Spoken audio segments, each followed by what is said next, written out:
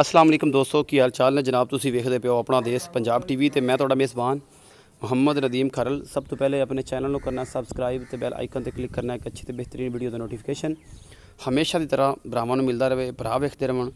अज जनाब लैके हाज़र होए जी वाच सबसक्राइबर की वीडियो। मेरे एक बड़े अच्छे दोस्त ने, मेरे बड़े वीर ने जनाब भाई सईद, उन्होंने जनाब ये मझ खरीदी है।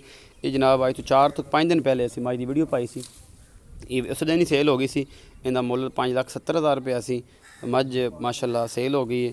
तो ये जनाब जा रही है सियालकोट। तो अल्लाह ते अल्लाह के रसूल के हवाले करन लगे हैं। यह जनाब की लोडिंग होंदी पई है, पिछे गब्बन सी कट्टी दी है। अज दूसरा दिन है, तीसरा दिन सूई नूं, और अल्लाह ते अल्लाह के रसूल के सपुर्द असीं इहनूं करन लगे हैं। तो जनाब ये जानवर जा रहा है जी सियालकोट।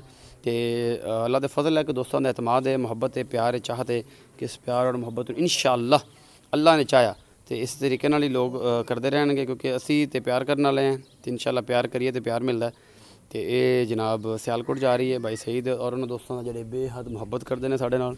बेहद शुक्रिया कि उन्होंने चाहत जी है जी साढ़े नाल जुड़ी हुई है, और इंशाअल्लाह इस चाहत में असी कदे भी उन्होंने इंशाअल्लाह ठेस नहीं आण देंगे। एतमाद में जिस तरह प्यार करते हैं उस तरीके नाल इंशाअल्लाह असी ये प्यार दिन्ने आ, क्योंकि प्यार नाल प्यार ही बनता जी, तो प्यार नाल प्यार वधदा है जी।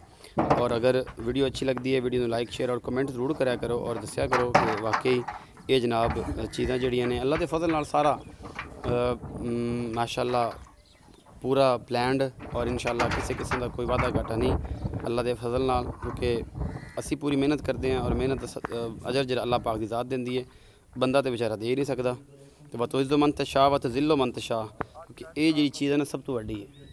इज्जत और जिल्लत जड़ा है जी अल्लाह की ज़ात देने वाली है, क्योंकि उस तो बगैर दुनिया की कोई चीज़ बंदे की चीख चकड़ा पाई रखन कुछ नहीं कर सकते जब तक उत्तों ना कोई मामला हो। तो जो उत्तों ना हो तो फिर जिन्ना हज़ार दुश्मन हो तो कुछ भी नहीं हो सकता। तो अल्लाह के फजल नाल इंशाअल्लाह जा रही है सियालकोट। मालकां दे नसीब करे अल्लाह पाक। तो पाकिस्तान जिंदाबाद, पाक आर्मी।